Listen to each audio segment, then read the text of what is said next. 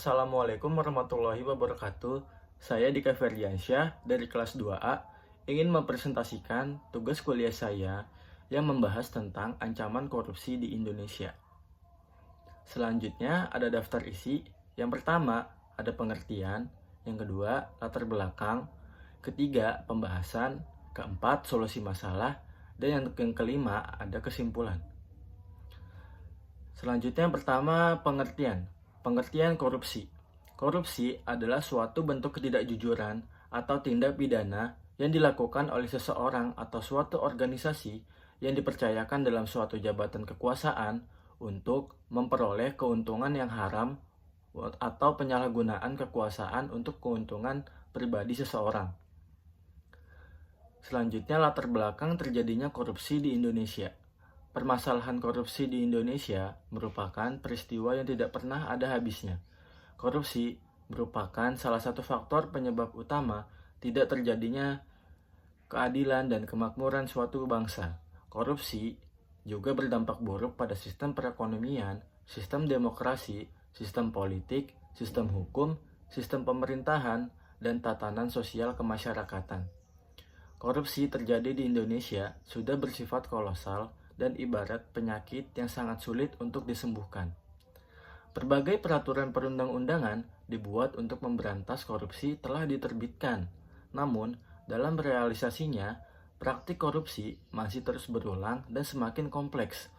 Upaya pemberantasan korupsi tentu saja tidak bisa hanya menjadi tanggung jawab institusi penegak hukum atau pemerintah saja, tetapi juga merupakan tanggung jawab bersama seluruh komponen bangsa Indonesia. Selanjutnya pembahasan faktor penyebab korupsi. Yang pertama ada faktor internal, merupakan faktor utama penyebab korupsi yang berasal dari dalam diri sendiri, yaitu sifat dan karakter seseorang yang memengaruhi segala tindakannya. Yang pertama ada sifat tamak, sifat dalam diri manusia yang menginginkan suatu melebihi kebutuhannya dan selalu merasa kurang. Yang kedua ada gaya hidup konsumtif, perilaku manusia yang selalu ingin memenuhi kebutuhan yang tidak terlalu penting, sehingga tidak bisa menyeimbangkan pendapatan dengan pengeluarannya, misalnya hedonisme. Selanjutnya ada faktor eksternal. Yang pertama dari ekonomi.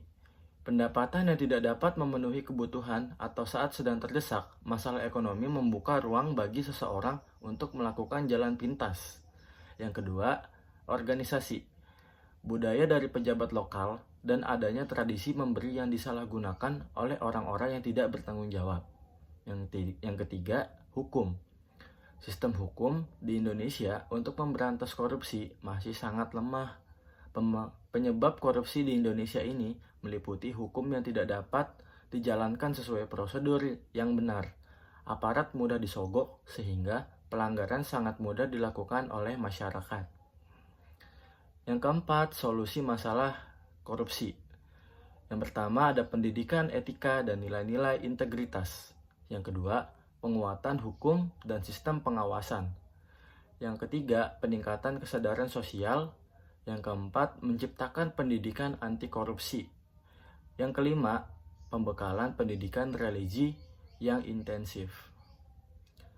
Yang terakhir ada kesimpulan, dapat diketahui tindakan korupsi sangat berbahaya dan menyadari bahwa perbuatan korupsi itu dapat mengakibatkan terhambatnya pembangunan, merugikan banyak orang, dan hilangnya rasa kepercayaan masyarakat kepada aparat pemerintah.